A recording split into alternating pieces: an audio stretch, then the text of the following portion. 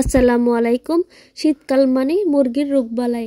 আমরা যারা সাধারণত গ্রামে বসবাস করি তারা শীত সিজনে ডিম থেকে বাচ্চা ফোটায় না, কারণ শীতের মাঝে বেশি বসন্ত হয়ে বাচ্চা মারা যায়, সেজন্যে মানে যাকে বলে ফাউল পক্স। কিন্তু আমি যেহেতু বাণিজ্যিকভাবে খামার দিতে শুরু করছি, তাই আমার তো ডিম না ফোটালে হবে না, তাই এই জন্যে সরকারি হসপিটাল থেকে ফাউল পক্সের ভ্যাকসিন আনছি। আগে রানীক্ষেতের ভ্যাকসিন দিয়েছিলাম মুরগির বাচ্চারে 5 দিনের দিনে, এখন 35 দিন বয়স ফার্মি মুরগির, সেই জন্যে রানীক্ষেতের ভ্যাকসিন। এটা আমার আগে থেকে আনা ছিল, ডিপ ফ্রিজে আমি রেখে দিয়েছিলাম।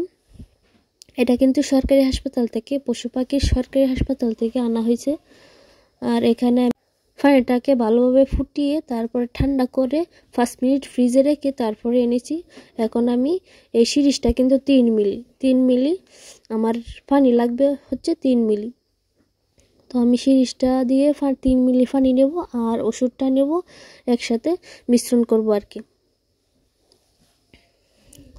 তো পানিটা নিয়ে মিশ্রণটা করছিলাম, ভিডিওটা স্কিপ হয়ে গেছে তাই ভালোভাবে দেখাইতেছি না, কিন্তু হালকাভাবে দেখাচ্ছি।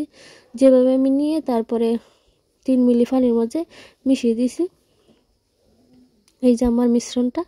এখন আমি মুরগির পাখনায় 3টা করে সুই দিয়ে দিব হালকা করে। এটা ফাউল মানে শীতে দিলে ভালো হয়, মুরগির পক্স টক্স হয় না। আর 35 দিনেই ফাউল পক্সের ভ্যাকসিন দেয়। যেহেতু আমার 35 দিন হয়ে গেছে, মানে পক্স ওঠার আগে সাধারণত আমি দিতেছি। এই যে মাঝখানের পাখনায় ওই সাইডে, মানে যেদিকে পাকগুলো ওই দিকে দিতে হবে। তো আমি হালকা করে দেব।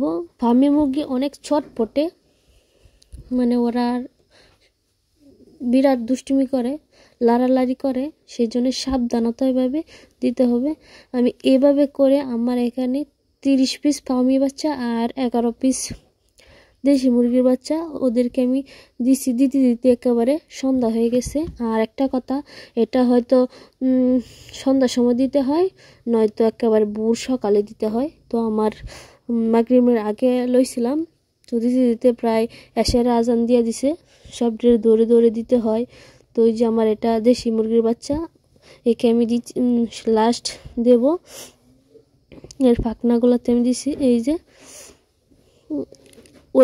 ওই পাশের কাঁচায় নিয়েছিলাম, আবার সব এই কাঁচার নিয়ে আসছি। তো ওইদিকে আমার দেশি মুরগি আছে 7 পিস, ওদেরকেও আমি ভ্যাকসিন দিয়ে দিছি, কারণ ওদেরকে আমি ডিমের মুরগি বানাবো, তাই ওদেরকেও আমার ভ্যাকসিন দিতে হয়েছে, ওদেরকেও আমি দিয়ে দিছি। তো ওদেরকে আমার ভ্যাকসিন দিতে মানে যা করতে হয়েছে, একলা দিতে হয়েছে।